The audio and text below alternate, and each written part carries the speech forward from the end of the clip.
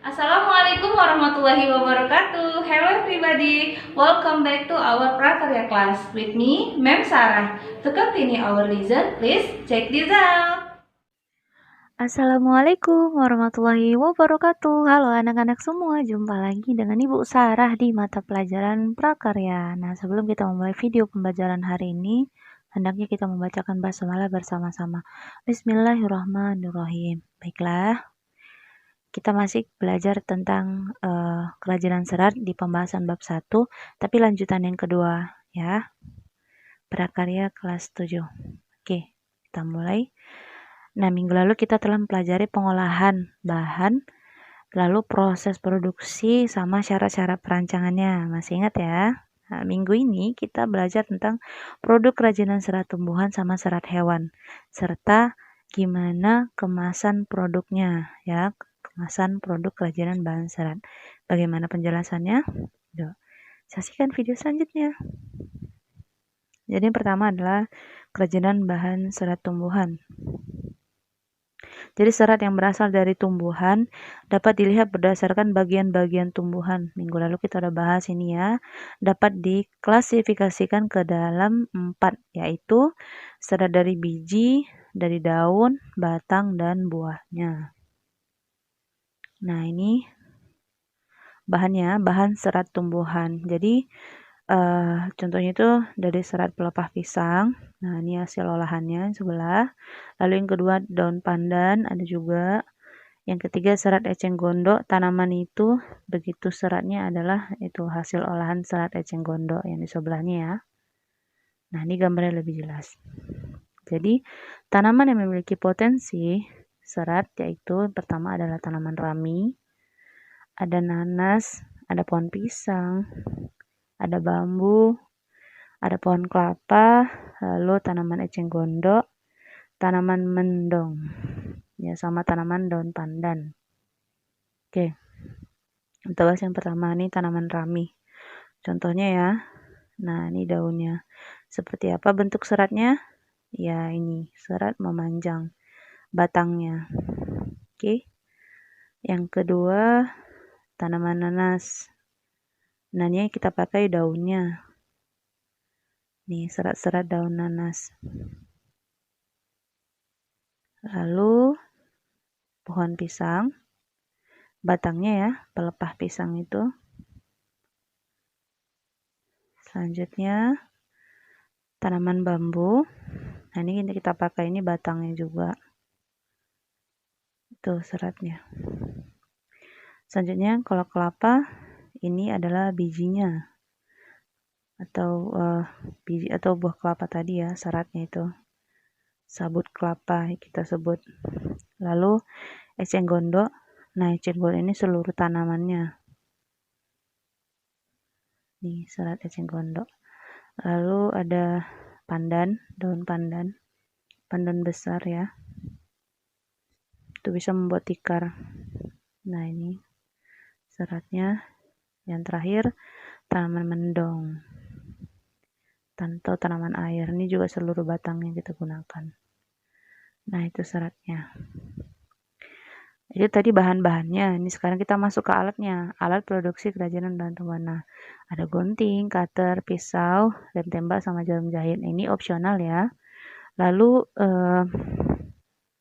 kerajinan seperti ini memerlukan mesin atau peralatan yang berat ya. Peralatan berat diperlukan dalam pembuatan kerajinan tertentu seperti mesin jahit, ada alat tenunnya, atau mesin pemisah sabut kelapa.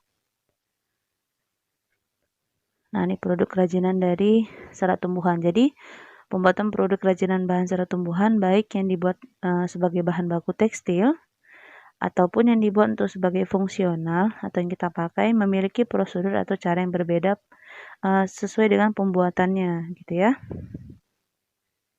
Nah, ini contohnya kayak miniatur.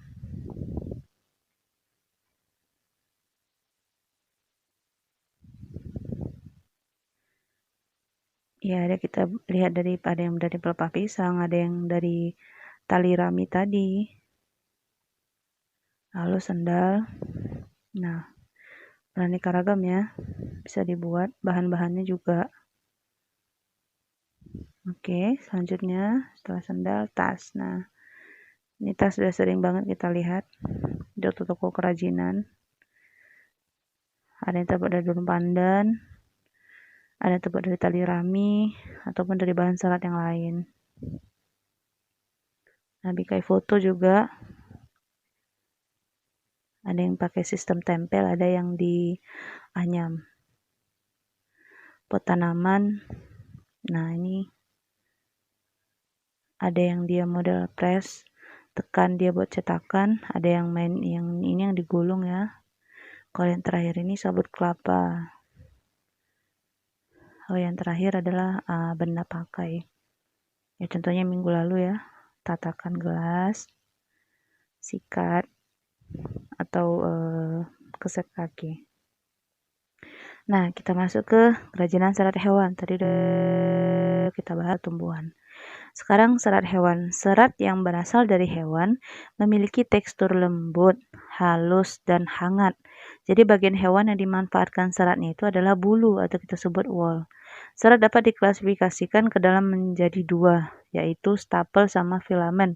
Kalau stapel itu dari bulu atau kita sebut wool, kalau filamen itu jaringan. Contohnya itu kayak ulat sutra. Ya. Nah, ini dia bahan-bahannya, bahan serat hewan. Nah, dari wool, serat wool itu dari bulu domba, lalu serat sutra itu dari kepompong ulat sutra yang filamen ya. Lalu ini ada hewan alpaca, nah itu kita ambil bulunya juga. Jadi serat yang siap diproses menjadi berbagai benang alami. Nah, ini alatnya, alat produksi kerajinan serat hewan.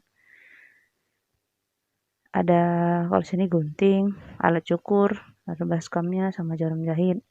Kalau alat ini kan kita butuh alat yang mesin yang bisa mengolah berbagai bahan-bahan yang tadi ya. Jadi kita perlu peralatan berat nih di sini. Contohnya apa? Yang pertama mesin pemintal ya atau penggulung benang hasil pemintalan tadi. Ini kita masuk ke produknya. Nah, sama ya, pembuatan produk kerajinan bahan serat hewan dibuat mau untuk bahan baku tekstil ataupun untuk yang dibuat sebagai fungsional yang kita pakai memiliki prosedur cara pengerjaan yang berbeda. Ini contoh-contoh produknya, kerajinan dari serat hewan. Ada baju hangat, ada rompi ya, shawl juga, lalu sarung tangan, sama ini kerajinan seperti boneka-bonekaan. Jadi kalau di negara-negara yang beriklim dingin ya, seperti kayak di Eropa, mereka sangat meminati produk-produk ini. Nah, jadi banyak bahan baku yang seperti ini mereka butuhkan untuk di musim-musim dingin. Nih, kita udah masuk ke pembahasan terakhir dari bab 1, yaitu kemasan produk kerajinan serat. Jadi kemasan itu dapat diartikan sebagai wadah atau pembungkus yang gunanya itu untuk mencegah atau mengurangi terjadinya kerusakan-kerusakan pada bahan yang dikemas atau yang dibungkusnya. Jadi contoh yang pertama itu fungsinya produk-produk yang dikemas biasanya lebih bersih, lebih menarik dan tahan terhadap kerusakan. Lalu kemasan yang menarik dapat memikat dan menarik perhatian konsumen atau menambah daya tarik produk. Lalu yang terakhir, kemasan merupakan satu-satunya cara perusahaan membedakan produknya atau ciri pembeda produk. Nah, kalau ada kemasan, berarti setidaknya dia dapat menambah nilai jual dari produk tersebut. Ini contoh-contohnya ya, contoh kemasan kerajinan serat tumbuhan. Bisa dibungkus pakai apa aja, bisa pakai tas yang dari kertas yang mudah terurai, atau pakai kayu juga bisa, atau pakai tas yang ada gambarnya yang bisa dilihat bentuknya dalamnya, atau bisa jadi pembungkus souvenir itu dari bahan serat tumbuhan, atau bisa pakai plastik mika, atau cuman sebagai ini kan tali rami itu kita lilit-lilitkan aja gitu. Itu contoh kemasan tumbuhan. Nah, ini contoh kemasan kerajinan serat hewan. kejadian serat hewani kan biasanya berbentuk fungsional kayak benda pakai, baju, syal, dan yang lain-lainnya.